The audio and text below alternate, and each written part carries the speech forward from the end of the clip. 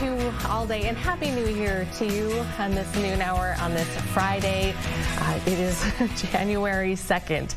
Oh man, January 2nd already. 2026. You remember back in the day when you'd write a lot of checks and this was a really tough time of the year because you'd always do it wrong? Maybe that's just me, and yeah, I still do write some checks, but nowadays the kids don't have to worry about that kind of thing. But happy 2026 to you all. Hopefully you're having a good start to your new year. We've got a lot to cover for you here today in the next couple of hours. We have a historic day in St. Paul today. Kaohly Her officially takes over as a mayor. She becomes the first woman to do so, the first Asian American also, and she's going to be joining an all-female city council as well. So there's going to be a lot to talk about here in the coming weeks and months. Her inauguration gets going here at about 1 o'clock, and we're going to take you there live. Plus, in about 30 minutes, State Senator Julia Coleman is going to be joining us. So Coleman is a Republican, and recently she's been speaking out against conspiracy theories that have been trying to link the assassination of Melissa Hortman to the current fraud investigations and the fraud problems here in Minnesota, even Governor Walz as well. So she is saying enough is enough, and we'll talk to her about why it's critical for her to set the record straight. Also today, U.S. Olympic hockey roster came out late this morning. If you hadn't had a chance to see this, we'll go through it, both the men and the women, and they just chock full of players with Minnesota ties, which no surprise to a lot of you, so we'll talk about that. And then also next hour, we are expecting to hear from Vikings head coach Kevin O'Connell, maybe get some clarity on a starting quarterback on Sunday's season finale against the Packers. So all of that and much, much more coming straight ahead here on All Day Live. Thanks for being with us again. If I haven't already said it, thank you. Appreciate you being here. So again, we're going to talk a lot about this historic day in St. Paul today. In about an hour or so, this is scheduled. Kaohly Her, the first woman, the first Asian American sworn in as that city's mayor. Her is Hmong. Her family was actually among some of the first Hmong refugees to flee here from Laos. Her political career really took off while she was actually working for outgoing Mayor Melvin Carter as his policy director, and then she has been in the House of Representatives since then, first elected in 2018 to that role. So again, 1 o'clock, St. Catherine University is where this is scheduled to happen, and first all-female city council as well. Lots to talk about, but today focusing really on this historic day in St. Paul that we'll bring you live. Also happening, this is something that's happening right now.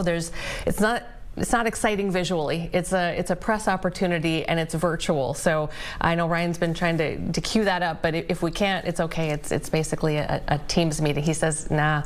But some new numbers came out late this morning on how many Minnesotans are actually signing up for paid leave. The state's Department of Employment and Economic Development, also we call it DEED sometimes for short, is sharing some of this data on this virtual press call. Now, the full application for paid leave opened up this week. This is something new here in Minnesota. The legislature put it through. And this week, the commissioner of DEED, Matt Verlick, says that the website is handling the traffic just fine. They have the people in place to answer any questions. He's feeling really good about these early numbers, saying that, we're talking about, 12,000 people signing up, shows that the interest is strong. And technically, they did open up applications for parental bonding leave in early December for people who had babies in 2025, and DEED says it's finished reviewing over half of those applications as well. So just to give you a feel for where they are. And there was an independent actuary that did some crunch the numbers, and they expect about 130,000 people to be approved by the state here in this first year of the paid leave program. So you can go on the website. There's a lot of details about who's eligible, what you're eligible for, but this essentially gives paid leave to those who did not have it, who are working here in the state of Minnesota prior to this year. Okay, one other thing here. Another big story that we're following is on flu numbers.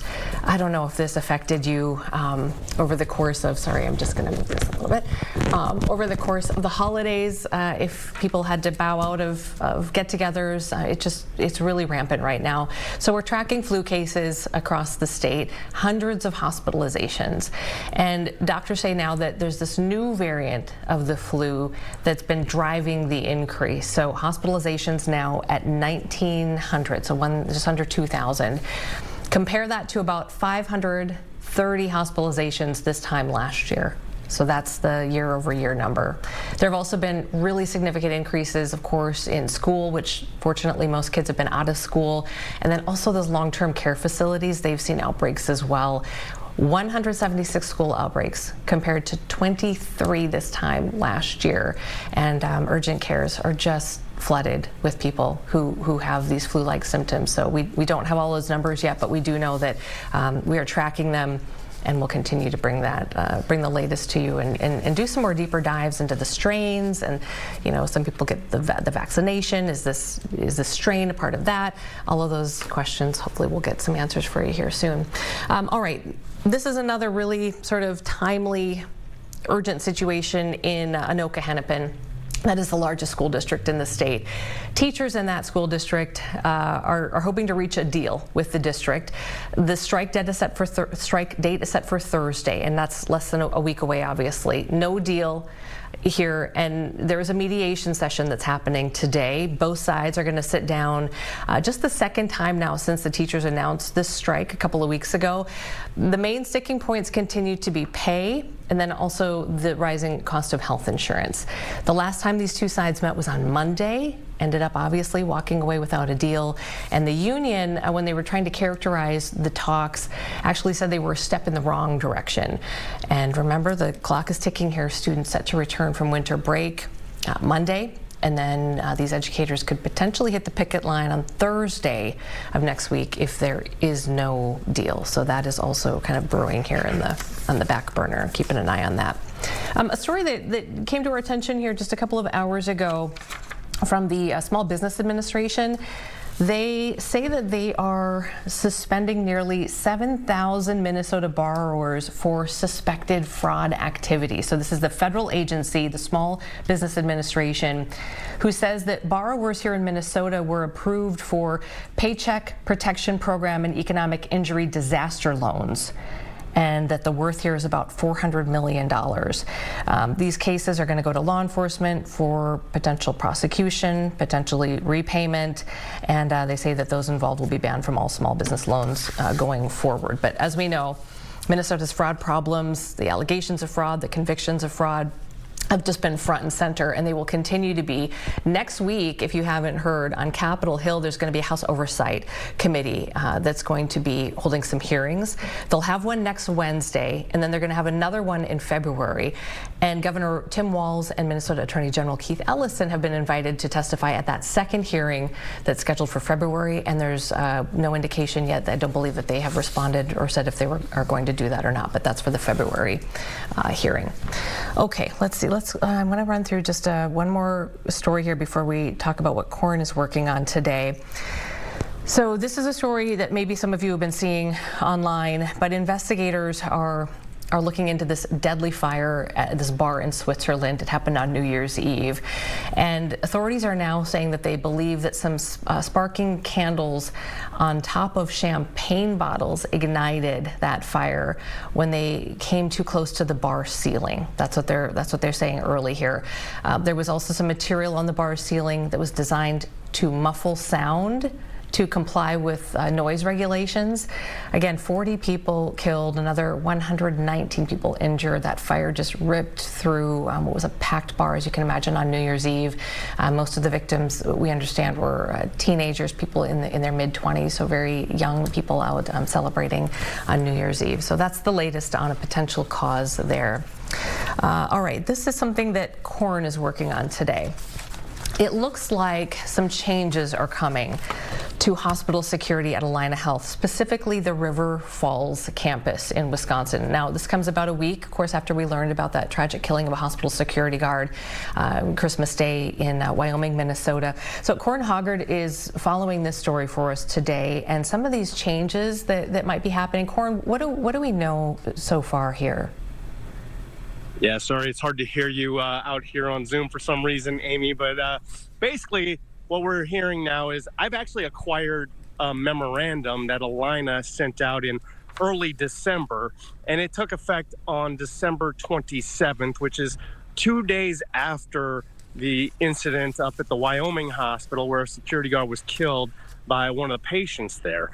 But here at the Alina campus in River Falls, they instituted a new security schedule anyway, 2 days later, and it essentially takes away the security guards who are here during the day. And so Monday through Friday, there are security guards here on this campus at River Falls, only at night, 9 p.m. till 7 a.m. Saturdays and Sundays, they do have some midday coverage there. According to this memorandum, which I'm trying to read and talk to you at the same time, but basically they took some steps because they realized that this was potentially a safety issue to some of the employees. So they instituted some enhanced procedures at their security operations center. They're looking more at their technology to help ensure a secure facility, like cameras and adding some door locks and badge entry. And so they're basically changing the operation to save some money here. They said it's their financial reality that they need to kind of change up the way that they approach security here. And so essentially the way that they are saving money is by cutting day coverage of their human security guards. And so this memorandum came to me from people who work in healthcare here and are concerned that this will, especially in light of what happened in Wyoming, this would make them less safe when they're at work or coming to work or leaving work. All right. Yeah, timing is unfortunate here. Corin, thank you so much for that. Appreciate it. We'll check in with you a little bit later. Some really bright blue skies behind Corin there. Really nice January day. We've got that sun, little to no wind. Meteorologist Cody Matz gives us a look at what we can expect here this weekend. Cody? Good afternoon. A beautiful day here in the Twin Cities. Granted, it's a little cool, but nothing unusual for January. It's all, we'll call it bearable, within a few degrees of average highs, which generally puts us in the teens through the afternoon hours. But we're finally getting some sunshine. Soak it up. There's not a lot in the 7-day forecast, especially through the weekend. But at least we're getting a nice break from the little dashes of snow we've seen just about seemingly every day for the last 17,000 years. Clearly, I'm being dramatic, but you get the general idea. We did see another half inch officially at MSP Airport on January 1, so that, of course, will be recorded. That puts us a little over 2 feet for the season, 16 inches in December, about 4.5, 5 inches above the 30-year climate average. We average 52.5 by the end of the year, and yes, for you newbies, our snow season does very much go into April, so got a ways to go yet. But at least we are enjoying it with fairly tranquil conditions, a giant hole in some of the cloud cover here in Minnesota and Wisconsin, so it's actually a very, very nice day, all things considered, for the month of January. Little system passing to our south with some freezing rain and ice across portions of Nebraska, and then you head to the upper levels of the atmosphere. There's another little clipper that will scoot through parts of northern Minnesota. All of that combined will give us at least some flurry chances as we head through tonight into real early Saturday morning, although this appears to be the least organized of the last few clippers, so dustings at best. Even that's a bit of a stretch. Best chances will sit in northern Minnesota. But as we move forward, our jet stream, upper levels of the atmosphere, this will kind of flatten out. So this scoots south, this scoots north. That gives us what we call a zonal flow, west to east. And so that allows warmer air to start to migrate a little farther to the north. That will lead to a warming trend and some melting quite likely for a few days as we get into next week. So here's Futurecast. Plenty of sunshine will take us into the afternoon hours, and then we'll get some cloud cover by the end of the day, but a pretty bright day overall. And really nice, certainly for this time of the year. There's our flurry chances as we get through late Friday night into early Saturday morning. Best chance for a dusting will stay north of the metro across northern Minnesota. That scoots through pretty harmlessly overall.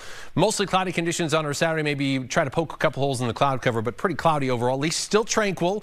Winds very light Friday, winds very light Saturday, and then they start to pick up on Sunday. That will be out of a southerly direction, and with a clipper system passing by, we're going to have some precipitation type issues with anything that happens to get falling or get going. And so it could be more of a freezing rain, freezing mist, sleet combo in the Twin Cities Sunday afternoon, Sunday evening. Better chances for light accumulating snow towards Duluth in the Lake Superior region. But we're going to have to watch this one closely. Check back with us over the course of the weekend. We'll fine-tune that forecast as we get closer. Otherwise, for your Friday, very nice. Granted, chilly, don't get me wrong, but all of these numbers could start with a minus sign. It's the coldest time of the time period for us here in Minnesota. So considering, low to mid-teens with no wind and some sun, that sounds pretty nice. especially for outdoor enthusiasts that are doing any sort of outdoor hobbies. That will take us through the next 48 hours. Still pretty mild tonight, dropping just a couple 3 degrees with the cloud cover around and a scattered pocket of flurry or two, especially north of 94. That will lead to a fairly cloudy but still tranquil day on Saturday. Not much wind. Teens across the north, low 20s here in the Twin Cities, about 30 or so in southwestern Minnesota. Here's that 7-day forecast. We'll scoot up to about 30 here in the metro on Sunday, but we'll have that light wintry mix opportunity, especially north of 94 and east of 35. That will take us late Sunday afternoon and Sunday night. Another little system possible early Tuesday, but temperatures continue warming. In fact, melting likely each and every afternoon starting Monday and going right through most of next week. All right, thanks, Cody. We are going to take a break, but as a reminder, we are waiting for a couple of live events that we're going to be bringing you. One is Kaohly Her will be sworn in as the first woman, first Asian American mayor of St. Paul. That's happening at 1 o'clock. We'll take you there live. Also, head coach Kevin O'Connell of your Minnesota Vikings expected to speak next hour as well. On the other side of the break, though, we have a live conversation with State Senator Julia Coleman, a Republican who is drawing the line, she says, at some far-fetched conspiracy theories that are out there. We'll talk to her about that. Stay with us.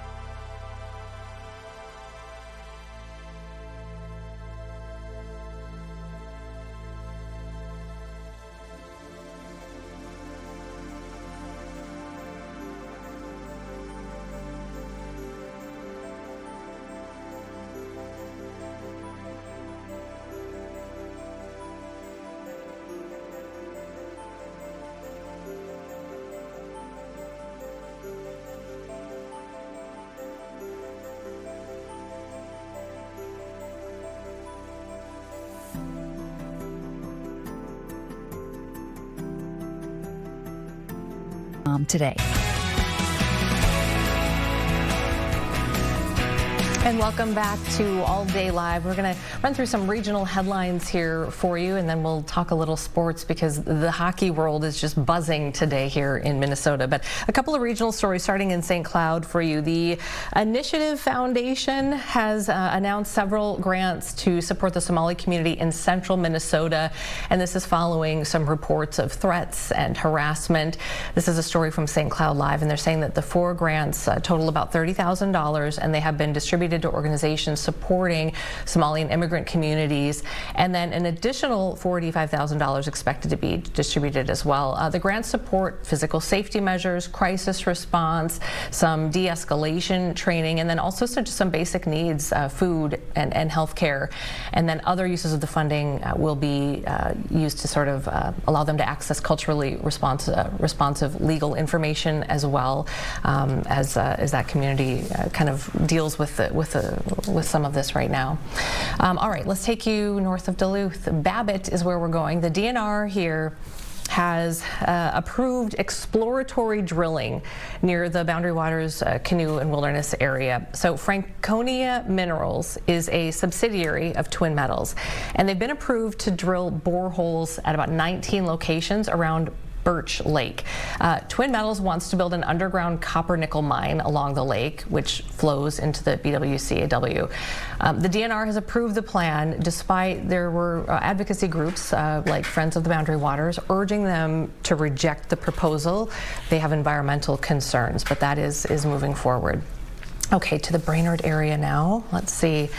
The Northland Arboretum has launched something that's pretty cool. This is a really different way if you want to wander the forest in the winter. It sounds kind of romantic, right? It sounds lovely. And on a day like today, I bet it's really, really beautiful. So what's happening is the Arboretum is inviting guests to go forest ice skating. They apparently have a nearly half-a-mile-long ice trail. It's free to get in if you're a member. If you're not a member, it's $10 for adults, $5 for kids and seniors. Here's the situation. You bring your own skates, and then hopefully they say at some point they hope to offer some rentals soon, asking for some donations to help build their rental collection of skates, or if you have things that you're not using anymore, old skates, that kind of thing, it sounds like they could use them. Or maybe money for some new skates that they can rent out. Very cool. All right, in Fargo, well, should I do it? I don't know. How do you feel about earworms? Not, Ryan, not like actual, but like, are you a fan of, I know you love to sing. How do I feel about that? Yeah, should I, because I was gonna start this story off with a little ditty, but then it's gonna get stuck in everybody's head, and I don't know if I want to do that to people. I think it's a new year. You do what you should I do it? And then immediately yeah. We'll I'm interested. I'm just interested to see where it goes. Yeah. Okay, so if you're in Fargo, do you want to own an ice rink? Skate around the rink? No, I like it. Terrible. I think I'm glad we did it. Okay, are you? We're glad we did sure? it. Sure about that? Yeah. Okay. Now, you know what that was? That was a Friday kind of like, we're just gonna have fun on a Friday moment. It's a new year. That's what that was. This is kind of like it's not a holiday, but it feels like a holiday. We got the weekend coming up, so it's kind of like a day that doesn't even count, right? I kind of feel like there's probably nobody watching it. It's okay. You know, and people they're not back to their routines yet. Yeah, it's a weird day. It's a weird day, but anyways. This story is in Fargo, North Fargo. That ice arena there is apparently up for sale. So it's been an indoor rink since the 80s, and then they've just been renting it out. The Angels Hockey Group has been doing that. And so the area that's for sale, it's a complex that includes the ice rink, an additional warehouse, and the price of the arena by itself is just over $1 million. So it's like $1.05 million. The price of the warehouse by itself is $750,000. So I'll let you do the math on that. But hey, you know what? That would be really cool. Somebody could pick that up in North Fargo Ice Arena. Okay, let's keep doing it. Let's keep skating. Let's keep talking about hockey because there's a lot to talk about. Ryan, I have to pull you back in here now. If you have a moment, I know you're super busy. I think we should buy the ice rink. God, do you think we could take up a kitty? Do you think we could do something? Yeah, it'd be fun, right? Okay, it would be fun. In theory, it would be fun, but I'm sure it's a lot more work. Yeah. You have to get a Zamboni. I was going to say, who could drive the Zamboni? Who do you think? Probably not me. I don't think it would be you. I think Director Thomas could drive it. Yeah, I feel good about that. I'm very confident in Director Thomas driving that Zamboni for sure. Okay, how are we on time? Are we okay on time? Okay, we got about four minutes or so here. Yep. Let's do this, and then later I will tell you what happened to my wedding ring over the break. What happened to your wedding ring? Yeah, Oh, I had no. it. I don't know about this. You didn't even give me a I didn't give you a heads on up about this. I don't have to tell you that right now because I want to get to all this stuff. But if we have a minute at the end of this, Team USA Winter Olympics, 35 days away. What? Can you believe it? No, I can't. Yep. And then the U.S. hockey rosters were announced. I saw this on the morning news this morning. Very exciting, Ryan. Yeah, a lot of Wild players are going, not only for Team USA, but for Team Sweden as well. The Wild players on USA, defenseman Brock Faber, newly acquired Quinn Hughes, and then forward Matt Boldy. Nice. All going to be on Team USA. Of course, Bill Guerin is the general manager of Team USA Hockey, so that always kind of helps, right? You know? Absolutely. I think, is it one of the assistant coaches, John Hine? Correct. Yep. So, that helps. But I mean, familiarity? Put that aside, these players are definitely should be on the team. For sure. There's no question about that. And then you mentioned Sweden? Yeah, Sweden, we have some as well. Joel Eriksson Ek, Jonas Brodin, and then both goalies, Gustafsson and Wallstedt. That's so cool. Both be on Team Sweden. That's awesome. I think it's great, first of all, and it's going to be great Olympic hockey. I hope nobody gets hurt. That is all I know. That's every time I think when we have Olympic hockey, when we have, what was the thing, the Four Nations last year. Yeah. I know. Don't want anyone, I want everyone coming back healthy. I know, we all do. So just take it easy, fellas. And then on the women's side too, 6 Frost players, of course, Taylor Heisey. These are names that a lot of people are going to recognize. Grace Umwinkle, Lee Steckline, Kelly Panic, Britta Kroll, Salome, and then Kendall Coyne Schofield, along with University of Minnesota Gopher hockey player Abby Murphy. Abby Murphy too. Yeah, so that's fantastic. Gopher on there as well. Minnesota representing. Just gotta love it. Also, speaking of representing, World Juniors kept on. It's just rolling on. Quarterfinal matchups today. So what do we have? USA playing today? USA plays Finland today. Yeah, I think it's at 5 o'clock at Grand Casino Arena in St. Paul. Okay. So, and then you have the other quarterfinal matchups going on. I think one is starting already. So they're going on throughout the day, and then the last game is at 7:30 tonight. Hey, if you're looking for something to do, tickets are still available for some of these games. So go ahead and check out the website and see what's available, but you can get tickets as low as $40 after fees and all that kind of stuff. So wow, okay. We mentioned it's kind of a weird day. So if you're looking for something to do tonight, later this afternoon, see if you can go, especially if there's tickets available for USA Finland. That would be sure. Yep, I think there's games starting even as late as 7:30 for other games as well. So definitely that'd be something fun to do. And there's just so much to do beyond. I know over at Grand Casino Arena they have all those activities for people and games, and it's all just free out there. So definitely head on. Go to a game and then come back and watch the Wild tonight because World Juniors is going on. The Wild are out west for 6 games, so they're out in Anaheim tonight. That's a late start. That's a 9:30 start. You could go to a game at World Junior. You go to a World Juniors game and come back and watch the Wild game. Love it. Make it a hockey night. I love it. And you can stay up late because everybody's sleep schedule right now is all wonky because of the holidays. So just we're staying up late. We're sleeping in. We're hopefully except for you. Worry about that on Sunday night. Those of you with little tots. But all right, let's take a break and come on back. We're going to talk with State Senator Julia Coleman on the other side of this break. She's a Republican who has been very vocal on social media, kind of drawing the line, she says, where there are some, according to her, some really just far-fetched, wild conspiracy theories out there about the assassination of Melissa Hortman and how people are saying that's connected to fraud here in Minnesota. So she will set the record straight with us coming up live.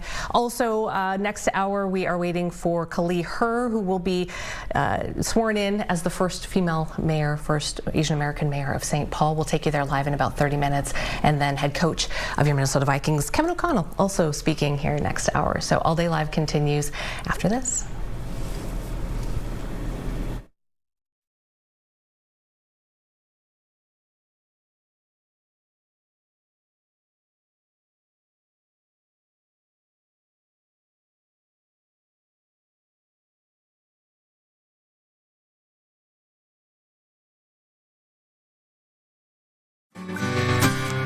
These key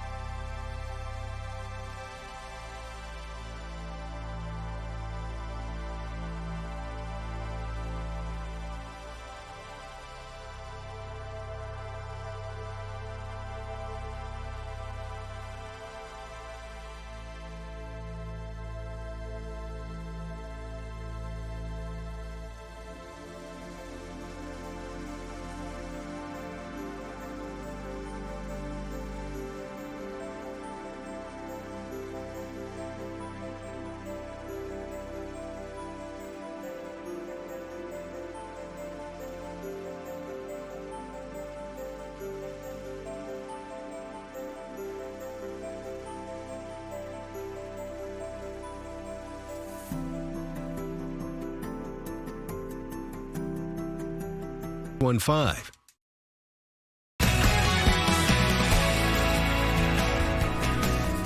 And welcome back to All Day Live. As you well know, Minnesota is just really under the fraud microscope and has been for quite some time. Next week on Capitol Hill, a U.S. House committee will hold fraud hearings. And then recently, there have been some conspiracy theories bubbling up, especially on social media. One even tying fraud here in Minnesota to the assassination of Minnesota lawmaker Melissa Hortman this past summer. Governor Walz's name has been pulled into this as well. Joining me now is State Senator Julia Coleman. She is one of the Republicans who is publicly calling out what she sees as sort of far-fetched attention grabs here. Thanks for joining us. Thank you for having me. Senator, how wild has this gotten? It's gotten out of control. Now, keep in mind, I've been very public about the fact that I sat on an opposite chamber, opposite side of the aisle as Speaker Hortman, but it's somebody that I knew and worked with over the last several years, and also knew Charlie Kirk, my first boss, somebody I've known for over a decade. And to see there be people trying to take advantage of getting social media clout by putting these absolutely wild and illogical conspiracy theories out there on the internet, it hurts my heart to see them dishonor their legacy like that. One of the things that's out there that people have probably seen is it's the video of Representative Speaker Emerita Hortman. It was at the end of the last legislative session, and I know you remember this well. All those of us who covered it every single day remember all the details leading up to this, but there's this emotional moment as she talked about casting that vote that essentially cut health benefits for immigrants who are here illegally. What do you want people to know about what you believe her reaction was, and what was that about? There are so many people, including the person who I tweeted against that kind of led to this interview here today, that are saying she's clearly fearful for her life in doing this. First of all, let's put our logic hats on. As somebody who's in elected office, I can tell you if we are even slightly fearful for our well-being, we get armed security outside of our homes or with us at the Capitol. She didn't have that because she wasn't fearful. Furthermore, other people that were on the Vance Bolter hit list, including Senator John Hoffman, who was actually shot, didn't take the same vote. So that doesn't hold water either. This is Speaker Hortman carrying her emotions on her sleeves because she knew at the end of the day, because she had to take this vote, that people were going to lose access to health care. And that was hard for her to do. And it is incredibly frustrating when people who have never met her and probably never stepped foot in the state of Minnesota are taking this tape. I'm curious too what the reaction has been to you specifically. You know, you and I had talked earlier, and people are now accusing you of sort of being in on the fraud. What do you make of the reaction here? Not only in on the fraud, but also in on the assassination itself. And my initial gut reaction was, wow, I need to invest in tinfoil. That seems like a good use of money right now for all the hats that are getting made out there. But also just that I need to keep beating this drum of, hey, we need to put rationality and reasoning and logic back into this and encourage the public to stop rewarding the bad actors online. Yeah. I wanted to ask you about how hard it is to sort of swim upstream on either side, whether you're Republican or Democrat, and particularly given that we have a Republican president now with President Trump. What did you kind of think about when you said, I've had enough and I'm going to let people know? I mean, did you think, gosh, I might risk losing, support from the base? One of the interesting things about being in a purple district is like mine is everyone thinks that means everyone's in the middle. It actually means that there's people on either side that are going to be upset with you no matter what you do. And while that can seem like a handcuff, it's incredibly freeing because it allows you to just say what you truly believe and truly think, because you know you're danged if you do and danged if you don't. And I would say that our leaders from the top down have all somewhat let us down. I know there's been some inflamed rhetoric with President Trump lately. I remember last year when Governor Walz called me and my party Nazis, and as the mother of Jewish children, that just was a punch to the gut. I think that we have to stop making it top down and start making it bottom up now. And I personally have to be a better example, and I hope my colleagues follow suit. And will you, I mean, we're looking at the legislative session starting here next month. Will you be someone who will be front and center publicly and calling out, people on both sides of the aisle when you feel that they've stepped over the line? I feel that it would be an incredibly demanding use of time to call out inflamed rhetoric everywhere I see it. But what I can do is promise that I will continue to never name call. I've never sent out a negative campaign piece in my entire tenure in office, and I intend to keep that promise. And so rather than, finger pointing and tattletaling, it's better for all of us to just lead by example, and the public can help by that. If you see someone like Candace Owens or someone out there spreading a wild conspiracy about Melissa Hortman or the governor being involved in her death, I mean, don't engage with it. Don't reward that. Don't monetize that information that they're putting out there. That's incredibly false. There, as you know, lack of trust with politicians, lack of trust with media is just, it's everywhere. And it's, been doing this almost 30 years, and I feel like it's never been like this. I'm curious if you could just shed some light on, maybe pull back the curtain a little bit on political theater and how much that plays into everything that's been going on here, not just the conspiracy theories here, but just generally speaking at this time that we live in now. I have definitely seen the polarization increase. I started off as an intern, interning on both sides of the aisle for both Mark Dayton and Senator Carla Nelson, who's a Republican, and then covering politics for Alpha News, and now serving in office ever since 2020 is when I first got elected. I have seen it polarize so much to the point where sometimes people will not open their door because of the letter behind your name, or aren't willing to consider an amendment behind the letter of your name. And it didn't used to be that. I struggle, though, with the idea of just diving in and giving up hope, because if we do that, then there is not going to be any rationality left. It's simply going to be party line, and that's going to not be great for the country or the future. It's so tricky. We always say, especially in our business, look to the facts, rely on the facts, and there are times when we struggle with what is reality and what isn't too. And so the media definitely takes the the blame for a lot of this as well. As politicians, You've lost now a good friend of yours, Charlie Kirk, and also Speaker Emerita Melissa Hortman, of course, her husband, Mark, now to assassinations. What are your sort of political aspirations, and do you ever just go, is this worth it? I have always taken it, one election at a time. And so I know that there was consideration and kind of recruitment going on for the United States Senate seat, and just with how heated and wild everything was getting. My son started off their summer with a sheriff outside their house being told, stay away from the windows and don't go outside. Their very first day of kindergarten was the day of the Annunciation shooting. So they started off the school year with a sheriff outside their school being told to stay away from the windows and don't go outside. And there's been other security threats that their mom has gotten in the meantime.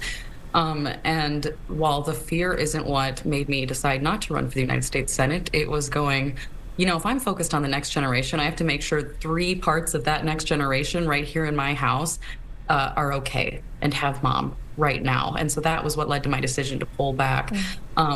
Is that something I see in the future? If I felt that that's what the country needed, absolutely.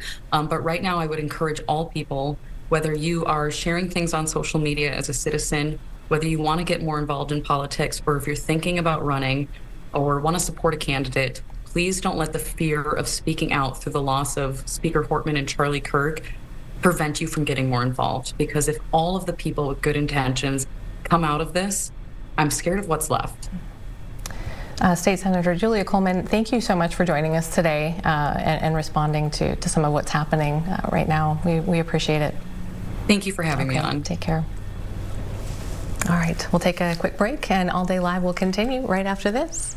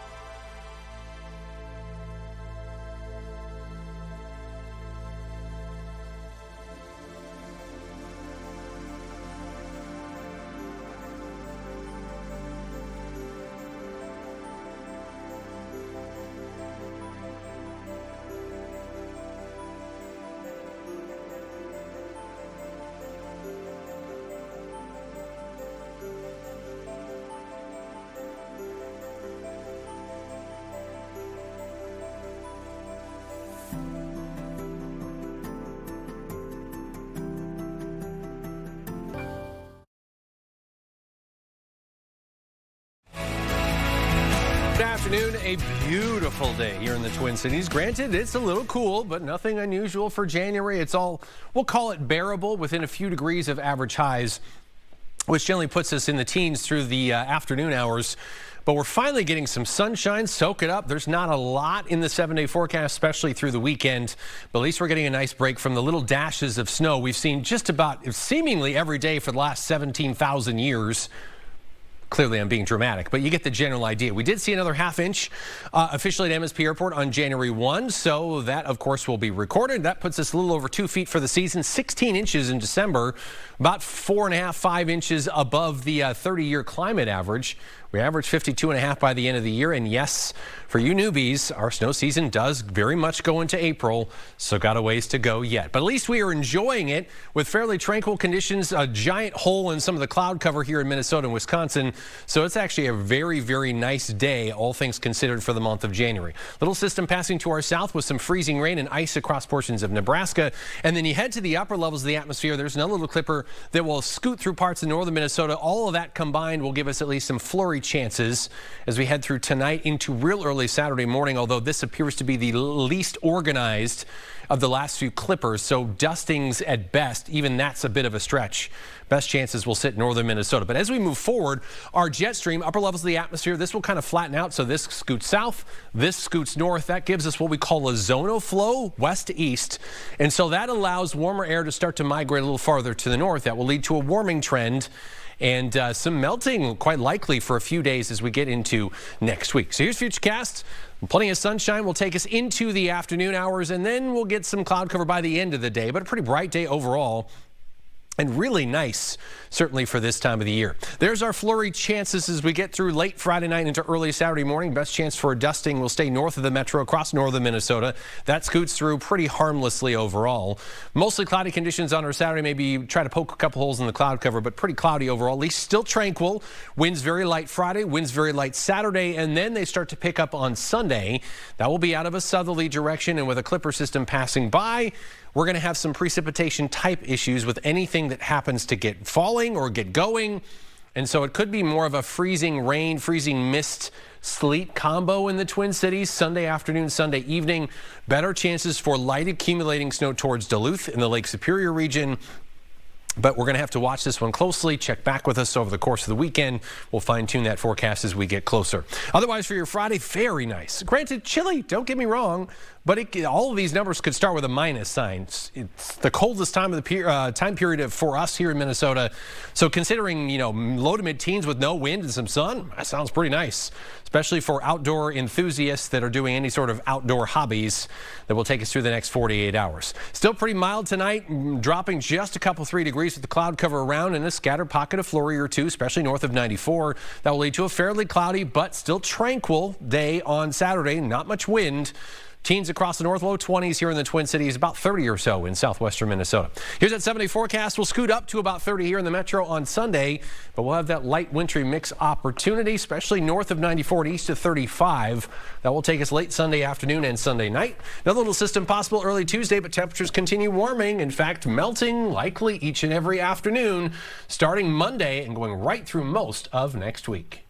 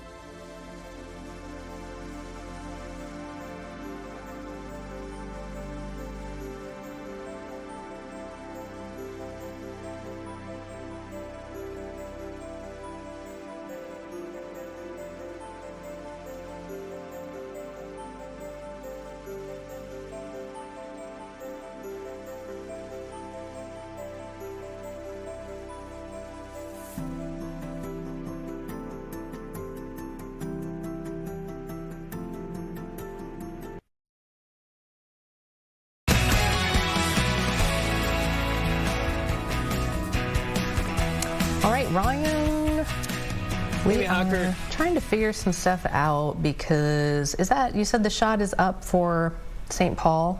Yeah, for the inauguration of the new St. Paul mayor. Yeah, keeping an eye on that Okay. at St. Catherine College. So that's happening here in 10 minutes or so. Okay, that is when it's scheduled. So we'll keep tabs on that. Also, KOC scheduled to talk at around 1:15, something like that. Yeah, we'll see. Hopefully we'll be able to bring you that live, but we might have to put it on a little tape delay, as they would say from back in the day. But yes, the big news there, everyone's waiting to hear if we'll get an update on J.J. McCarthy. Yesterday it was he returned to practice, or a couple days ago, he returned to practice, had some good throwing sessions. Sounds like it's probably 50-50 on whether he will play on Sunday. We know he will be facing a Green Bay Packers team with most of their backups in. Clayton Tune is going to be the starting quarterback for Green Bay as Jordan Love rests for the playoffs. Okay. Yeah. Speaking of playoffs, you're a huge college football fan, right? I do enjoy it. Yes. I know you do. Yes. Lots of stuff going on. Lots of games. Lots of people glued to their TVs, and then a lot of chatter about some just monumental games, right? Yeah, well, I mean, the good news, if we're a fan of the Big Ten, there will be a Big Ten in the national championship game as Indiana destroyed Alabama in the Rose Bowl. I think everyone is waiting to see if Indiana can play with kind of the traditional college.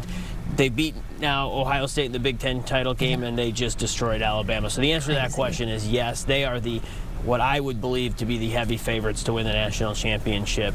They will face Oregon in the semifinal next week. So a Big Ten remember, we have now 2 Big Ten teams have won the national championship back-to-back in Michigan and Ohio State. So we're looking for a 3rd straight for the Big Ten. So good news if you're a fan of Big Ten football. The winner of Indiana Oregon will face the winner of Ole Miss and Amy Hockert. Any guesses? No. Miami. I was buying myself time because I blanked for a second. Tim Tebow team? Was that Tebow's old team? No, Tebow played for Florida. That was Florida. Yep. Okay. Yeah, I don't follow college football as much. And so, wait, getting back to Indiana for a second, though. Yep. So, not to put you on the spot, but so were they even in the conversation for being kind of near the top at all at the beginning of the season? So this year, yes. So they were this year. Back up. I mean, Indiana football has not been good, but the past 2 years they have been very good. Okay. Last year they got a new coach, Kirk Zingetti. Indiana made the college football playoff last year, lost, but now this year they are the number 1. They are the only undefeated team in college football, and they're seeking to be the first college football team ever to win 16 games in a season, which is what you would get if they won the national championship. Okay. So they are rolling right now. Wow.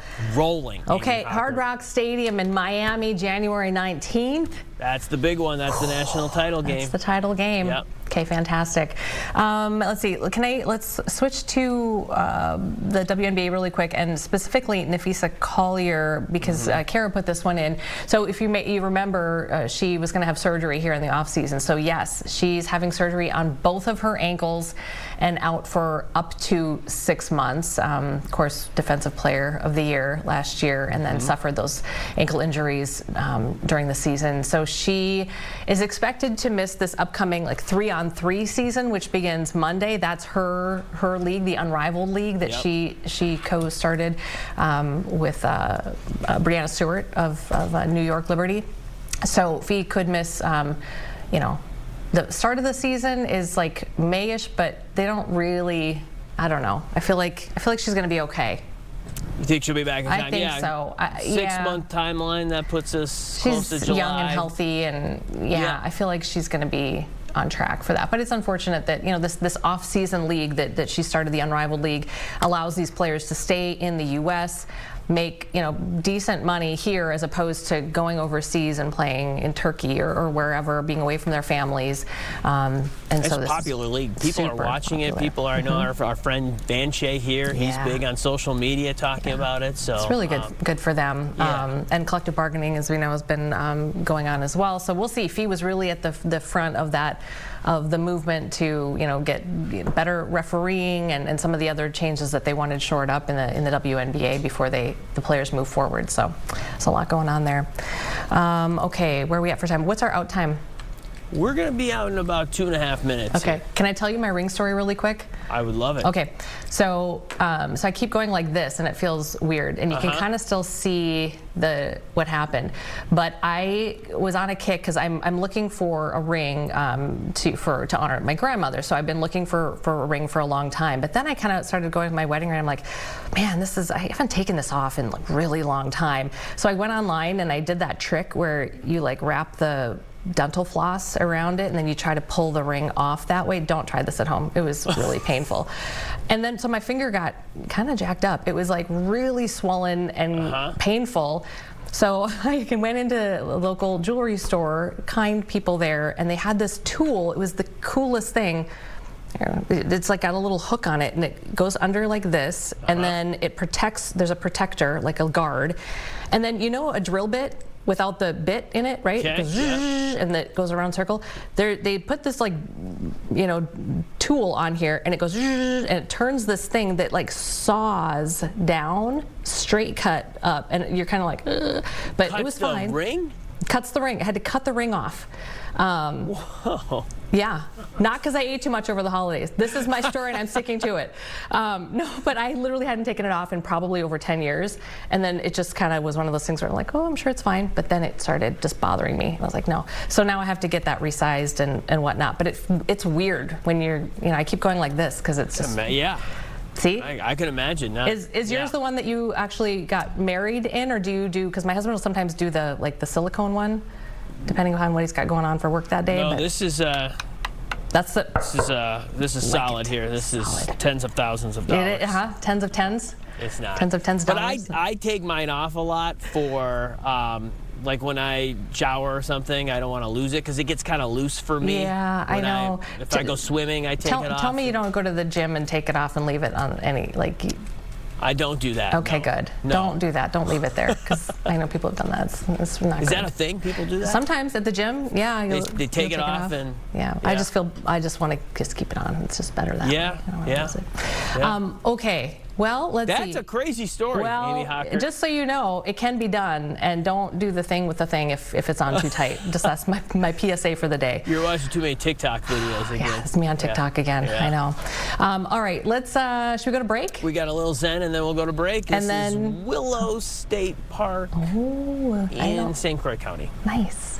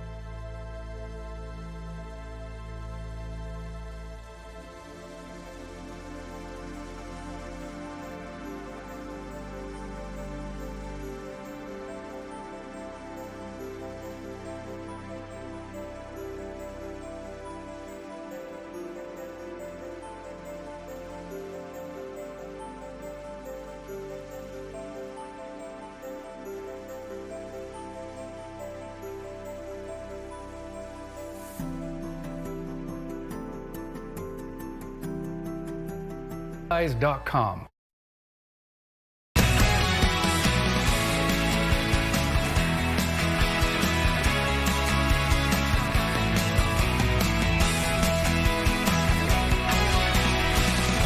And welcome back to All Day Live. We're glad that you're here, rolling into the 1 o'clock hour, the second hour of the show today. And we are waiting on a live event that's going to be happening. Actually, kind of started already at 1 o'clock here in St. Paul.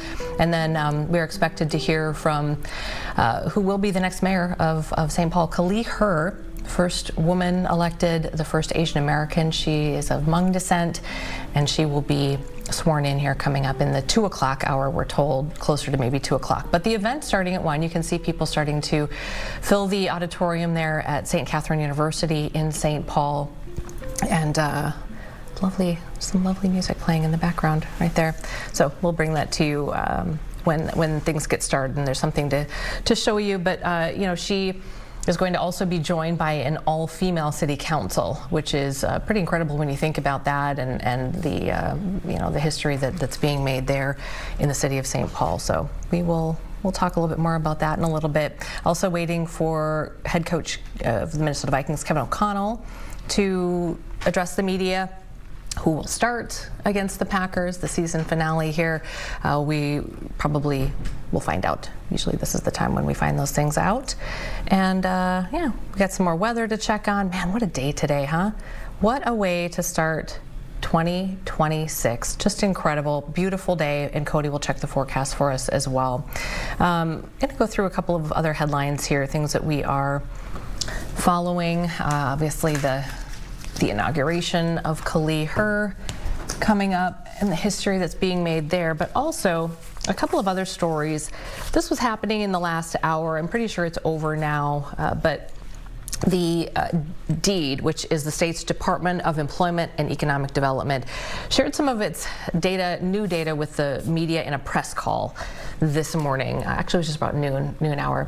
And they are unveiling some of their new numbers here on paid leave. Remember, paid leave started up in 2026 for Minnesotans who didn't already have this system set in place where they could take time off to care for a loved one, or if they, you know, adopted a child, there's some bonding time there, that kind of thing.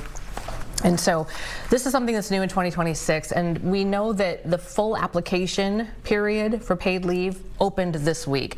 So what DEED wanted to tell us today is, looking back on this last week, where are they with numbers? And I believe, Ryan, I think I'm going to put it in here. I think it was about 12,000, if I remember right. I think I left the number out of here. But yes, it's about 12,000. Keep in mind that DEED actually opened up a little bit of a window in December for those who had babies in 2025 who would be wanting to take parental leave. And so it started then, and they're about halfway through those applications as well. They say, an independent actuary says that they expect about 130,000 people to be approved for claims from Minnesota in this first year of this paid leave program. So it's something that we'll definitely be following much more on throughout the year. Let's talk about flu numbers. I don't know about you, but I know a lot of people who had plans change over the course of the holidays because somebody had the flu, or some people had the flu, and it's just been so rampant. And they are across the state really rising, and now hundreds of hospitalizations. And I'll go through the numbers here in just a second, but it looks like this is a new variant, according to doctors, that is really driving this increase in the hospitalization specifically. It is 1,900 people is what we're looking at right now, so just under 2,000 people. Compare that to this time last year. So we have 1,900 right now, 536 hospitalizations during this time last year, so same holiday period. Also significant increase, as you know, in schools, also of concern, long-term health care facilities and the outbreaks there as well. 176 school outbreaks, and again, you compare that to last year this time, 23. So 176 compared to 23. And then urgent cares are so busy right now. Just so many people showing up with these symptoms. Is it the flu? Is it COVID? You know, a lot of people are going there. And, you know, roll into all of that, that for many people, their health care may have changed this year into this new year, and so just be prepared if you are going to have to go to urgent care or the ER, that kind of thing, that you kind of know ahead of time too what your options are financially as well, because some of these things could really get very expensive the more we have to go see the doctor for being sick. We know there's a lot of that happening right now. Okay, and then let's see. Why don't we talk about Anoka Hennepin for a minute?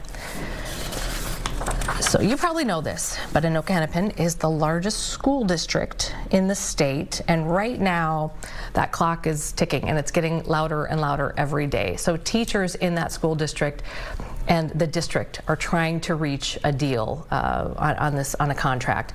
The strike date has been set for Thursday, so 6 days from now. Still no deal. And there is a mediation session that's happening today, and I'm not exactly sure what time that is. Maybe, Kara, if you have a second, you want to try to see what time that is today. But mediation session today, they'll sit down. This is the second time, though, that they've sat down only since the teachers announced a strike date. They are, the sticking points here, pay and then cost of health insurance. Last Monday is when they last met. Walked away without a deal. In fact, the union characterizing those talks as saying that they were a step in the wrong direction. So this is not looking really good. Students set to return from winter break, of course, on Monday. And then we could see these educators, if they do strike, hit the picket lines on Thursday if there's no deal. So again, the largest school district in the state would be affected by that. Let's talk about this. Let's see. Small business fraud cases. So we are at what feels like sometimes the epicenter of the fraud microscope here. And the Small Business Administration just released this information. This is a federal agency, and they are now suspending nearly 7,000 Minnesota borrowers for suspected fraud activity. So here's what they say happened. They say that these borrowers were approved for Paycheck Protection Program and economic injury disaster loans. So if I remember right, this may have been just like a COVID or post-COVID loan. They were worth about $400 million in total. Again, about 7,000 borrowers, $400 million was approved for these loans. These cases now going to law enforcement, possible prosecution. They hope to, get some money back in repayments, and then anybody who was involved would be banned from small business loans going forward. But yes. Hang on. Potentially fraudulent pandemic era. Yes, so that's what that was. Okay. And then also just really quick, Capitol Hill, next week, Minnesota's fraud problems will be the center of attention there, as the House Committee on Oversight and Government Reform is going to hold some hearings Wednesday. There's another one scheduled for February, and they have invited Governor Walz and Attorney General Keith Ellison to attend that second one to answer questions, and we do not have any sort of indication that they have agreed to do that as of today, but we will let you know. All right, let's take a quick break. Let's do it and come on back with more All Day Live. We've got more headlines for you and some of these live events that we're covering as well. So we're glad you're here. We're glad you're with us today. Stay with us. We'll be right back.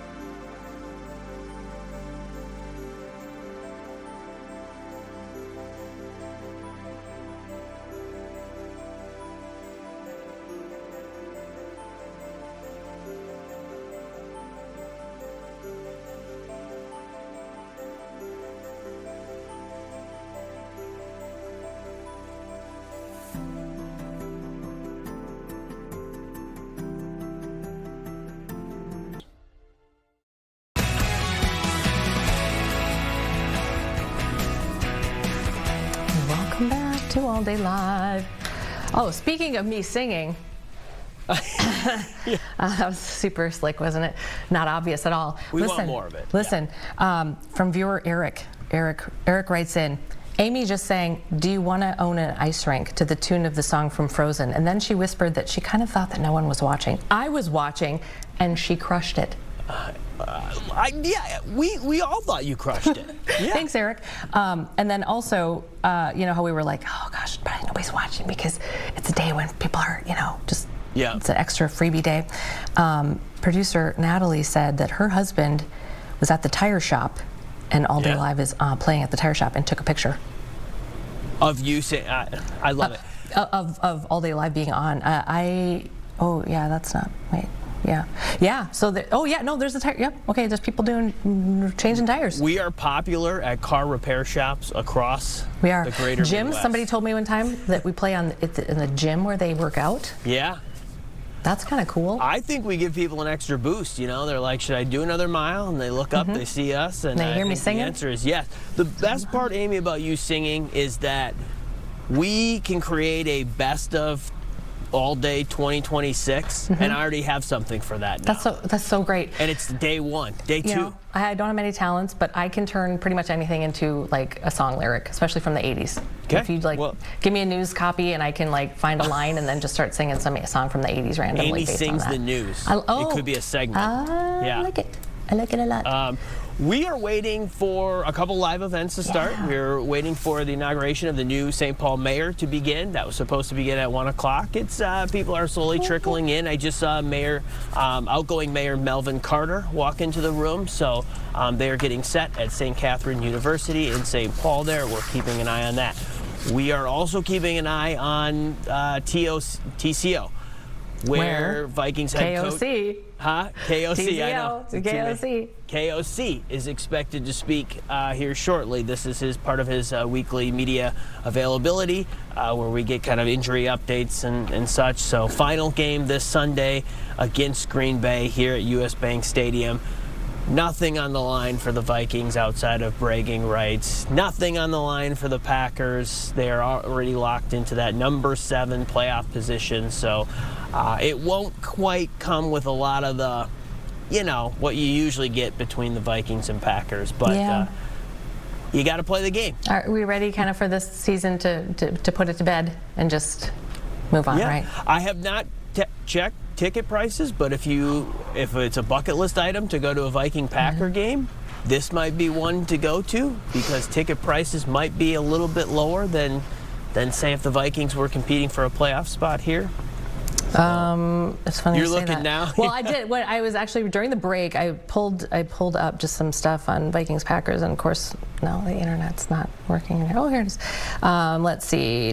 Selling fast, but they always say that. This is just StubHub. Let's see. 2 tickets. For upper level, 70s, in the 70s, not bad. That's pretty for a good. Viking game, that is pretty good. And I know you wouldn't sit up there, but listen, for did me.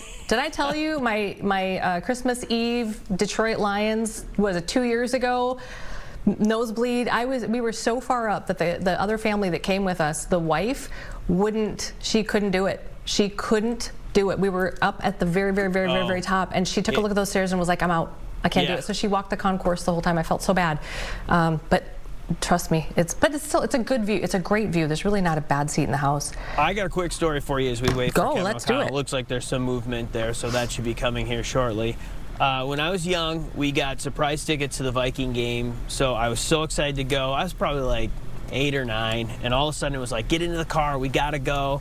And I was going to the Viking game. It was at the Metrodome, and I forgot my glasses. Oh, and we got like halfway there, and I realized I didn't have my glasses on. Oh, no. And so, fortunately, this is back in the day when they rented binoculars at the game. They had binocular rentals at the game where you could pay whatever it was. And so I got those, and then I watched the game.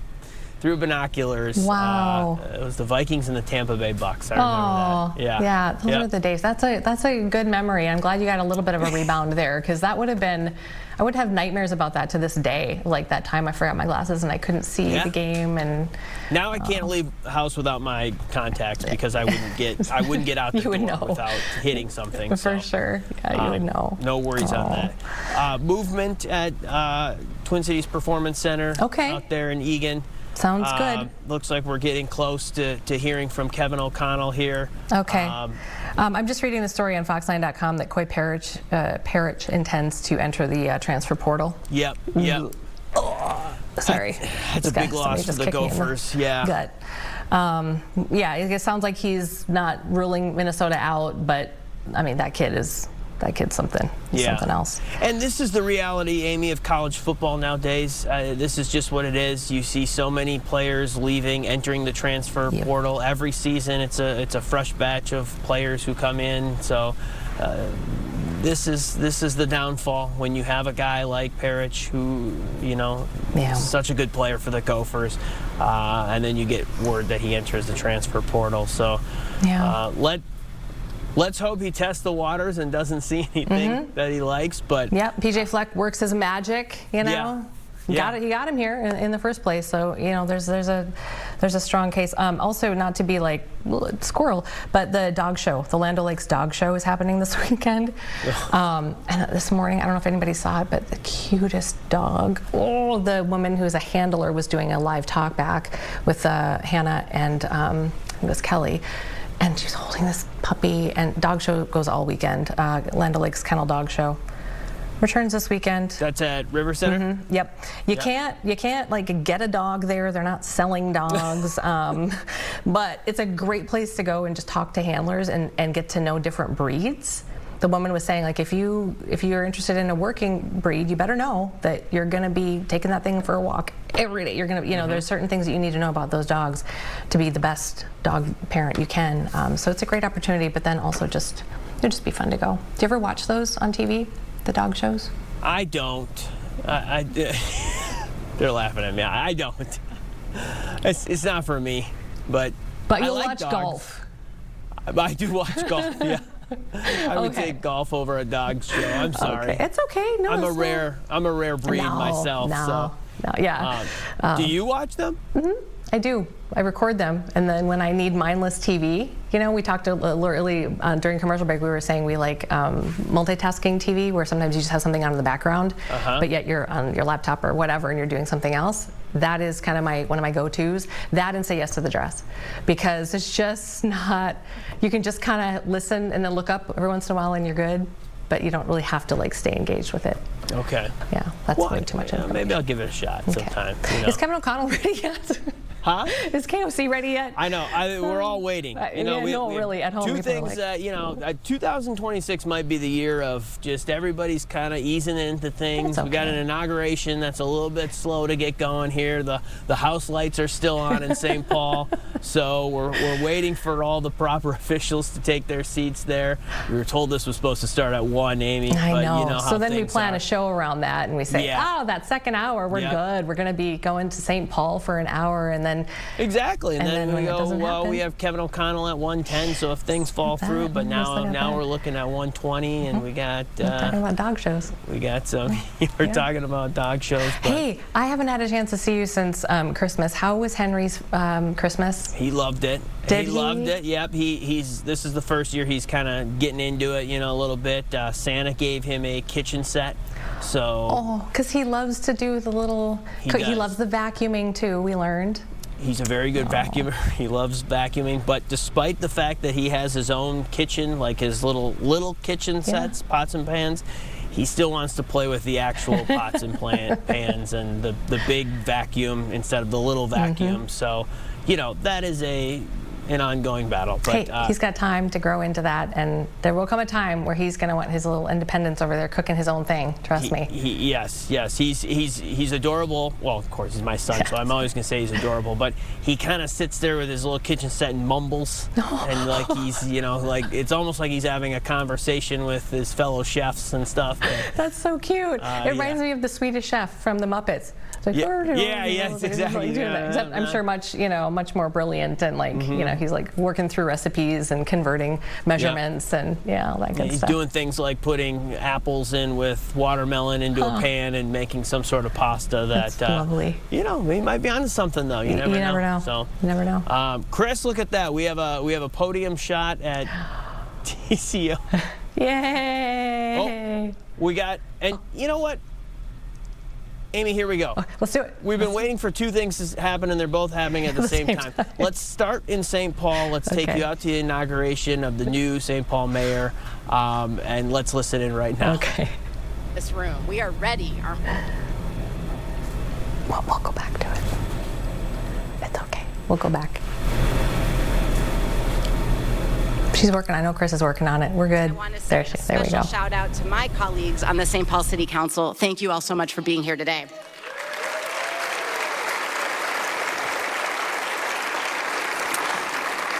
Now I invite you to please rise if you're able as we have the presentation of the colors. Leading the colors is the St. Paul Firefighters Local 21 Honor Guard. They're joined by the JROTC Color Guard from Harding High School Navy, Como Park Senior High School Marine Corps, Johnson Aerospace and Engineering High School Air Force, and some of our local Hmong veterans. Thank you for your service.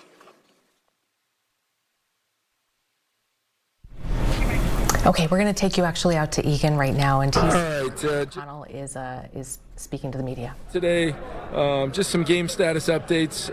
We'll have 4 players that will be out: TJ Hawkinson, Aaron Jones, Miles Price, and then we will not be opening up bringing Gavin Bartholomew to the roster. Had a great week of practice, but we will not be doing that. So we'll rule him out today. 1 player questionable will be Dwight McLaughlin, question for the game. Everybody else will go in with no designation. JJ McCarthy will start the football game. He did a great job this week. Had some really as close to a full practice week with a few reps on Wednesday he didn't take, but full the last couple days, and he's in a good spot going into the game. Obviously important game for us. It's a division NFC North home game in front of our fans. We're so appreciative of not only the environment we had on Christmas, but just the environments we've had every single week. Unbelievable fan base and place to play our home games. We've got to take every single one of those opportunities we get with an expectation we're going to go out and do everything we can to win the football game and finish this season off the right way. With a challenging. Matt's going to have his team ready to go, and we know it's going to be a challenge. I also want to saw that you guys gave Justin Jefferson the Corey Stringer Media Good Guy Award. I'm so proud of him and appreciate you guys recognizing him in the way he's carried himself all season, the leadership he's shown as a captain of this football team. Just so fortunate to have a player of his caliber, but the person and leader that he's become, as well as just it's something I'm very much proud of Justin for. So with that, I'll open it up to you guys. TJ, just what have you thought of his season now that it's over? Yeah, I think, in regards to, any aspect of kind of individual statistics or things like that for, our pass game was not to our standard that we had set the previous 3 years, and we've got to do things starting with me to evaluate that and whether it's schematically or whatever it may be to improve going into 2026. Well, we have another opportunity. We've seen some improvement in our offense to do whatever's required on that given Sunday to win football games over the last 4, and we're going to do the same with whatever it takes to try to win a game this Sunday. But I think TJ really, his emphasis on being a complete 3-down tight end has been on display. He's had some impactful plays in the red zone. He's had some impactful plays on early downs, 3rd down in the pass game. But what I've been most proud of is the physicality and his willingness to truly be that every down tight end. We just so happen to have Josh Oliver, who's one of the best Y tight ends, with his ability at the line of scrimmage and the run and pass phase to be such a high level blocker. We have the benefit of having a tight end room that allows guys to do their skill sets at a high level. But I'm just proud of the way TJ's attacked it. and shown he can be a totally complete tight end in the NFL, and excited for what's ahead for TJ. What does it say for Brian O'Neill to kind of work through what he's worked through and be ready to go? Yeah, he was close last week. He was trying to get there. Just short week was awfully tough, but he's ready to go and ready to lead us on Sunday. Yesterday, Justin Jefferson was talking about wanting to get together with JJ. Just how important is it for them this offseason to work together and try to get on the same page? Yeah, I think over the last few years, the groups of guys have found ways to do that, and I think it's really important, especially with the calendar, the way it's set up now, so you can really hit the ground running when the off-season program comes around, and whether that's the time when these guys get going when they start ramping back up for the off-season program, or that critical time during the break between the end of after mini camp before training camp. There's opportunities there, and our guys are taking advantage of it. But I think it's just another example of Justin. He's so much more than just a wide receiver to our team, and those guys building that rapport will be huge. Just getting as many reps as possible. It was nobody's fault by any stretch, and Justin got himself ready for the season. But you look back on that time in training camp when Justin was kind of working through his deal. You look back on a lot of those routes on air, 7-on-7s, individual periods, team periods where it was time that could have been used, and so I think he's just being getting out in front of what's important to him, which is the Minnesota Vikings being the best team we can be next year. Kevin, sitting out after last year, wanting to immediately improve that interior offensive line. Yeah, I know that you struggled at center, but how did the guards play? How have you felt about them and their future? Yeah, I think you look at Donovan Jackson, as a guy we brought in here, young player, and outside of a couple games, where he had to get his wrist fixed, and even the game he played where we beat Cincinnati, his willingness and desire to be out there with the guys as much as possible was huge. And then I thought the best thing about Donovan is he's talented, he's gifted, he's got great experience from the collegiate level, but his ability to self-correct, and as a young player learn even in game, something happens early on in a game, he can correct it the next drive or the next quarter, and can do it that day. I couldn't be more excited about what Donovan's got out in front of him and his future here, and what he's demonstrated here, in this first year, which is difficult to do, no matter what your background is or what level of competition you played at in college. The NFL game is different, and Donovan has proven to be capable. And then Will Fries, to coming off the injury he had, to be out there each and every Sunday and really work himself in a lot of ways, using game reps to get himself back feeling to a certain level.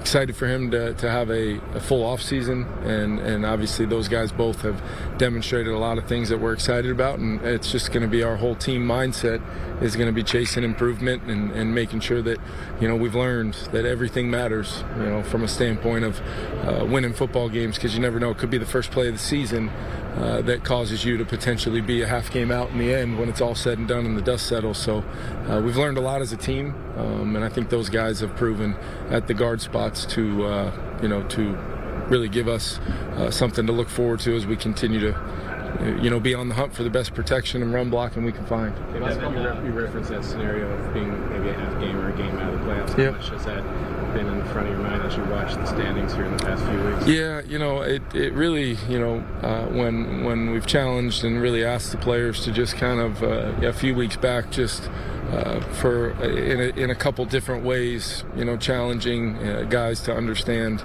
we may be out of it, but there's so much to play for, not only in the present but in the future, and they've just answered the bell on that.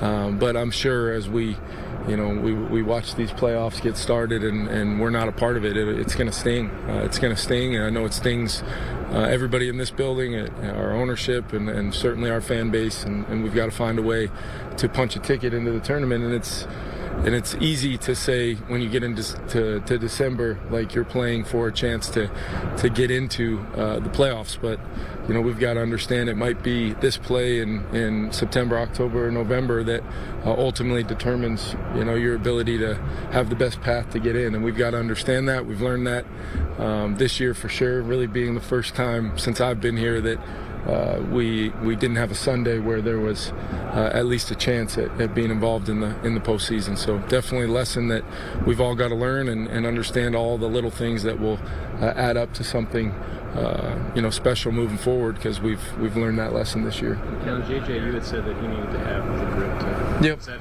right away? Did you see that he had that? Yeah, I was. It really started. I think I mentioned to you guys Tuesday. He was able to get a throwing workout in with the training staff, and he felt great and felt like he can get in. And we still wanted to be smart Wednesday, so we didn't have him take every possible rep. But before it was all said and done, he did quite a bit Wednesday, and then was able to go Thursday and Friday full and threw the ball well. So excited to see him play Sunday. It's going to be his 10th start. Has gained some experience and gets an opportunity to lead the team on Sunday, which is important. Kevin, Aaron obviously didn't enjoy the same health he had last season. Yeah. The tandem with him and Jordan play out the way. Yeah, I think so. From a standpoint of having both those guys, and they were both, both had moments where it truly did feel like we had two different backs, but two guys that could operate under the same offense, the same plan. Our yards per carry average, and those are guys to find the holes and find the space, and there was a level of physicality to that. It was just a matter of putting it all together with the marriage of the run and the pass to generate not only some explosive but more plays, and I think that's something we've got to take a look at. Our play count being down, whatever it was, 10 to 11 plays a game.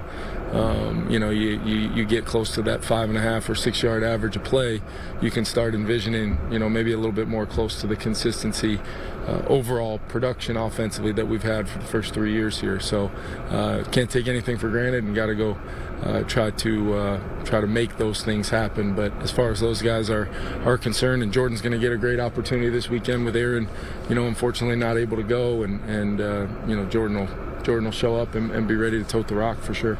Last one. We talked a lot about Harrison Smith in his career. Yeah. CJ Ham has been here almost. Yep. Just what has CJ Ham been to since Yeah, he's multiple time Pro Bowler. What he is as a football player, with his journey into the NFL and being a tryout guy that makes this team and is a part of this organization for 10 years, then becomes a 2-time Man of the Year nominee, and he is. I said it when he won the award this year from his teammates. You can't find a better example. You can't find a better teammate. You can't find a better player to coach.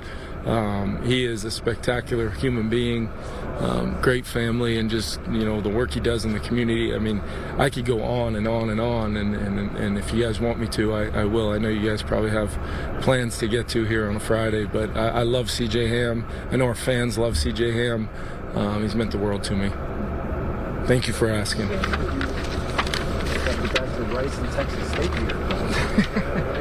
Okie dokie, there you have it. Kind of the headliner there for a starter, which I think maybe hopefully people already knew, is that J.J. McCarthy is in good shape, good enough that he's going to start against the Packers on Sunday. So there you have it. And the Corey Stringer Good Guy Award, awarded by the media, goes to Justin Jefferson. Well deserved. Let's take you back over to St. Paul now, where Kaohly Her is going to be sworn in this afternoon as the first female mayor of St. Paul, also the first Asian American. She is of Hmong descent. And it looks like we are at the invocation portion of the program right now. And then there will be some performances and some remarks before the oath of office and the inaugural address. So all of that happening here within the next half hour or so. And we'll bring you that throughout. Do we want to, Ryan, do we want to listen in for a little bit here? Okay, let's do it. Let's take you to St. Paul. This is St. Catherine University. The great Mississippi River. This very place is a sacred watershed of ancient history and a source of new beginnings. We come together today as one community, woven from many threads, many languages, and many journeys, to witness this transition of leadership for our beloved city of St. Paul. We give thanks for Mayor Melvin Carter and his administration's stewardship of the resources of St. Paul over the past 8 years. Every new leader stands on the shoulders of those who have gone before. We give thanks for the mayor-elect's campaign and support teams that lay the foundation for effective transition. We call for a special measure of grace, O God, for Kaohly Her's extended family, for their patience with past civic roles, for their sacrifice through political processes, for their support through the journey of service that now lies ahead. In particular, O God, we lift up the mayor-elect's immediate family, Kong, Taylor, and Aiden. And now, O God of justice and love, we seek your blessing upon Kaohly Her as she steps into this mantle of responsibility. Grant her wisdom that looks beyond the present moment. Grant her courage to make the difficult choices that equity demands. And grant her a spirit of humility to listen to the voices that are often unheard. May her leadership be guided by the light of truth and a heart for service, ensuring that every neighborhood, from Dayton's Bluff to Summit Hill, from Sunray to Como, from Highland Park to the greater East Side, and for every community of diversity and potential in between, that they can feel embraced for their uniqueness and engaged in common vision and mission for the well-being of this entire city. Finally, unite in spirit, we ask for blessing upon the people of St. Paul. Strengthen the bonds between us. Help us to see ourselves in our neighbors, to trade suspicion for compassion, and to work alongside one another to build a city that is safe, just, and filled with opportunity for every child, every youth, every adult. May our work together in the term ahead reflect our highest values and our deepest hopes. In the name of the one God of many names, we pray. Amen. May it be so.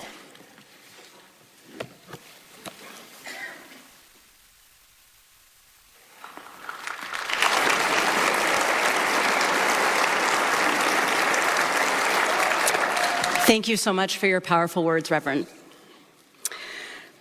Now, please join me in welcoming our spoken word performance, written for Mayor-elect Kaohly Her by Saimukta Dwangkusay Vongsaye.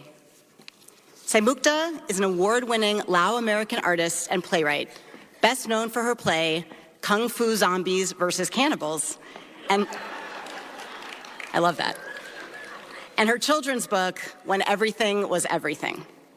She is currently the Mellon Foundation Playwright in Residence at Theatre Mou, a core writer at the Playwright Center, and a Jerome Foundation Artist in Residence at Camargo-Cassis, France. She will be performing this piece today with two powerhouses, Tish Jones and Representative Marie-Isa Perez-Vega. Tish Jones is a poet, MC, and hip-hop theater artist from St. Paul.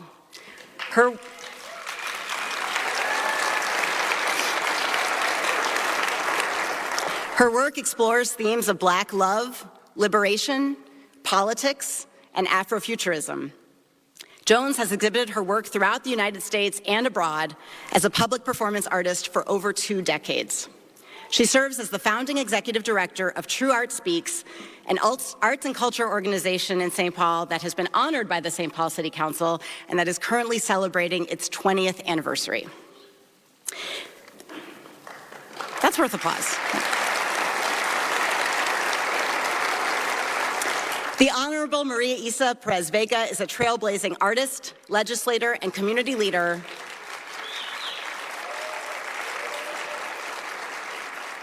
from the West Side barrio of St. Paul. Her work as an artist blends Puerto Rican tradition, hip-hop, and Spanglish to amplify stories of justice, identity, and liberation. Maria Isa has toured internationally, released more than 15 projects, and has had her music featured across major film, television, and global media platforms. Elected in 2022, she made history as the only Boricua woman and hip-hop artist in the Minnesota State House of Representatives,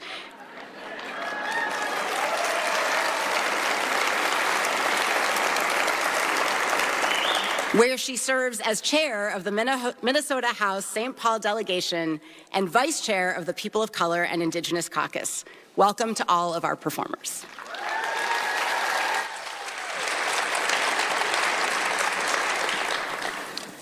This poem is called "And I Stand On." I asked a handful of my neighbors how I should begin this poem, and they all seemed to say, "Girl, we don't know." But here's what I heard. Start with the truth.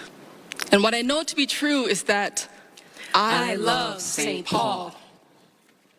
When I looked down at the end of the river, I saw that we did not all arrive the same.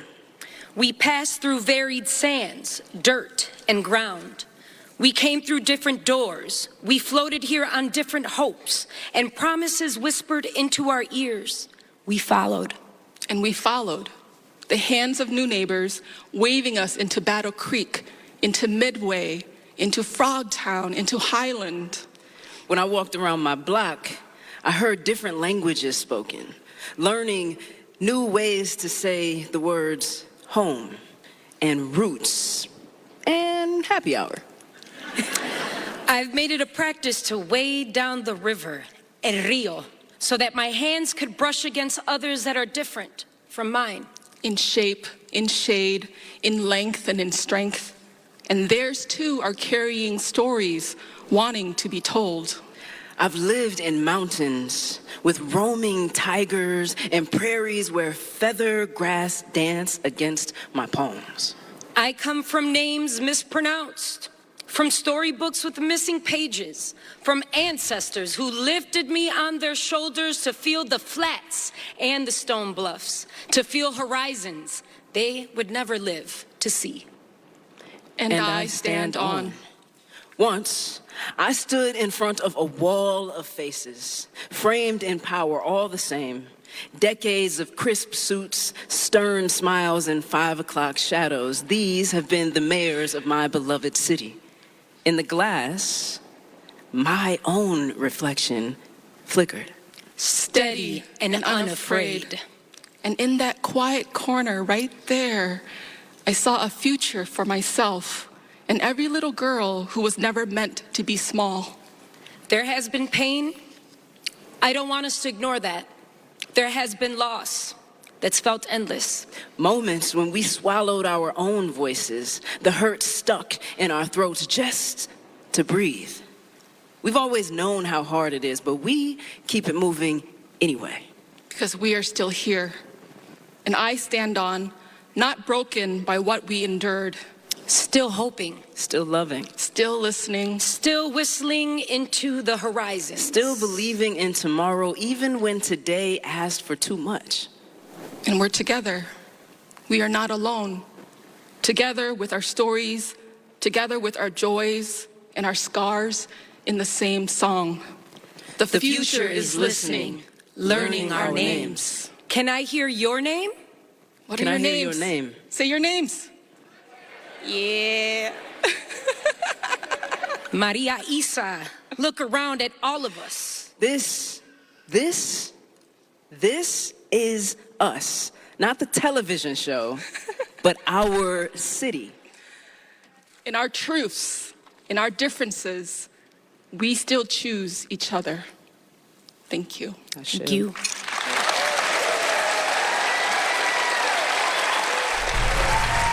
And this is part of the ceremony, the swearing in for Kaohly Her, who will become St. Paul mayor here shortly. We're going to take a quick break, and All Day Live will continue right after this.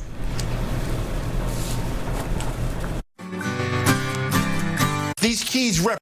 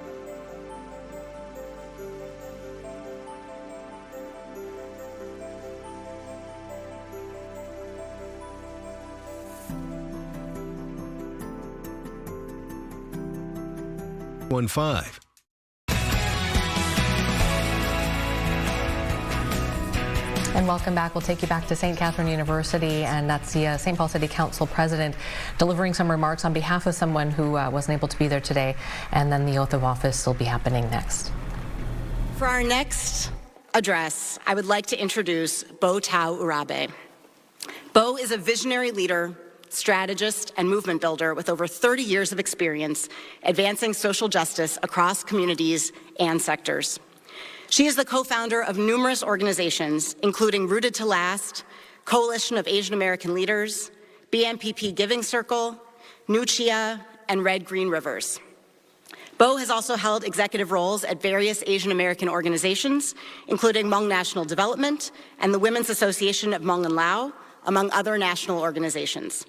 She has been widely honored for her impact with numerous awards, some of which include a Bush Fellowship and the Governor's Champion of Change Award. And she has been recognized by both the City of St. Paul and the state of Minnesota. Please join me in welcoming Bo.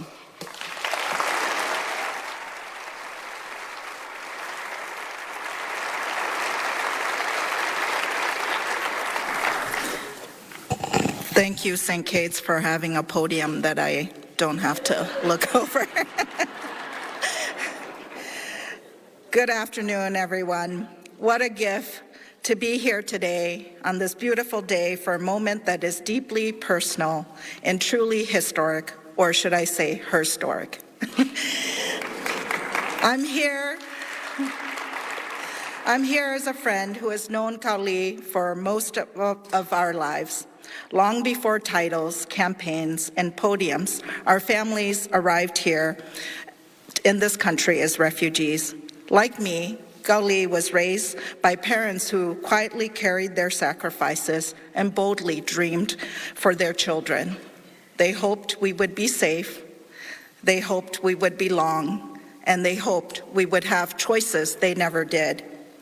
Many times over, Kaohly has become those dreams come true, and today we celebrate another one. Because our paths have crossed again and again over the years, I have grown alongside Kaohly.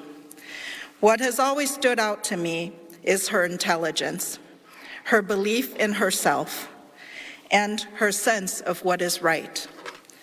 She did not always have a clear path, because too few adults believe in kids like Kaohly and me. But she kept finding her way. And when the road gets rocky, Kaohly gets steadier. She walks into rooms not built for her because she knows that it matters. She listens, she learns, she laughs at herself and cries sometimes. And when she speaks, people lean in because she is curious, clear, and purposeful. In 2018, Kaohly shared with me that she was thinking about running for office, and I said, I could introduce you to someone who could help you think about it. We had a conversation at her kitchen table, and then she just took off. That is Kaohly. When something aligns with her values, she moves forward with confidence. I've seen this courage in quiet moments long before today. She said yes to serving on my nonprofit board, even though she had never served on a board before. She said yes to stepping into education policy, driven by her own experience as a parent whose children were mislabeled as English language learners, even though they did not speak another language besides English. She did not soften the truth. She honored it. These are just a few examples of how she steps in and steps up. Today matters not just for Kaohly, but for all of us. Her election is historic for many reasons. Her work ethic sets her apart. And many will also note that she will be the first woman mayor of St. Paul, the first woman of color, the first Asian mayor, the first immigrant mayor, the first Hmong mayor,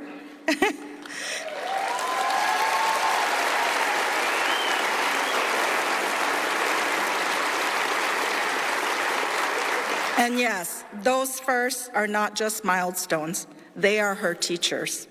They taught her how to lead across difference, how to widen the circle without asking anyone to disappear, how to collaborate without judging the identities people hold. Being a Hmong woman shaped her sense of responsibility because Hmong women have long carried their families, culture, and community forward, often without recognition or permission. That kind of leadership centers love and care. Being a woman shaped her leadership too. She listens without shrinking. She leads with strength and empathy. And being first taught her something really important, that when there are no blueprints, you build together. You do not guard doors, you open them. You make space. That is why these firsts matter. They did not just set her apart, they prepared her leadership to lead all of us. This is the American experiment at its best, making progress without forgetting your roots, and then together as neighbors doing the hard work to make St. Paul more just, more welcoming, and more vibrant for all of us. Kaohly embodies that responsibility and that promise. Being mayor will not be easy. There will be challenges, and yes, you can call me at 10 p.m. or later. There will be moments that ask a lot of her, but she will be present. She will offer hope. She will defend her city, and she will steward what has worked and build what is needed for the future. I believe Kaohly will build foundations for generations to come by learning from the past, and she will innovate with care, courage, and responsibility. She will not forget where she comes from. She will not forget who this city belongs to. And she will serve St. Paul with humility, strength, and love. For those meeting her for the first time today, you are gaining a leader who understands that policy is personal and that government should work for the people it serves. For those who have known Kaohly since childhood, this moment feels extraordinary and reminds us of what we can become when we belong to a place. And to the young people in the audience wondering if there is a place for you in roles like this, let Kaohly's life be your answer. Kaohly, we are so proud of you. St. Paul is fortunate to now experience the leadership that I have known for so long.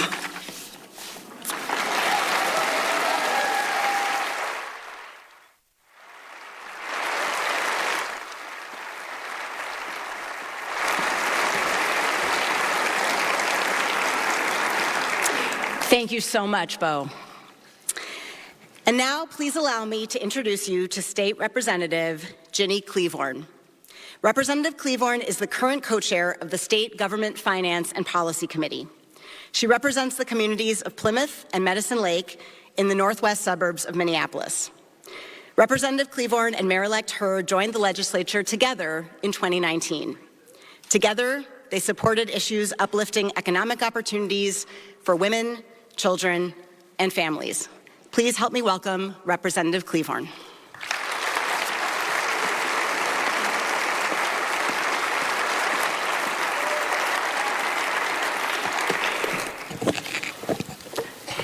Good afternoon. It's a great day for St. Paul.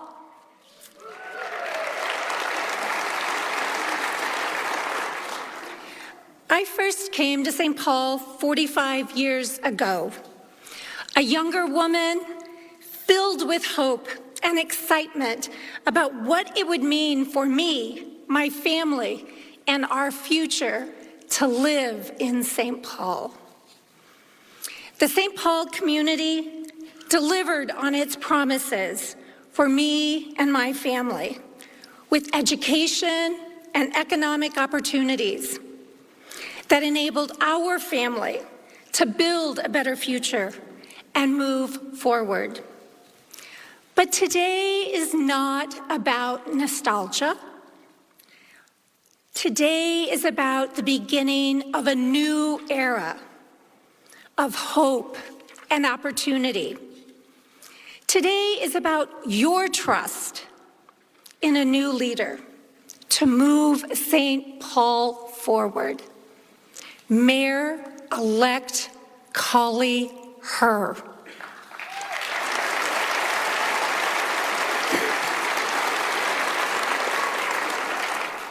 I'm here today to celebrate each of you with the bright future that is before us. But I have no crystal ball for the future, but I can tell you what I know about Mayor-elect Kaohly Her. I have witnessed in our 7 years together at the legislature. And again, we are watching the inauguration here that will be happening soon, the swearing in of Kaohly Her, the mayor of St. Paul, that's going to be taking over very, very soon.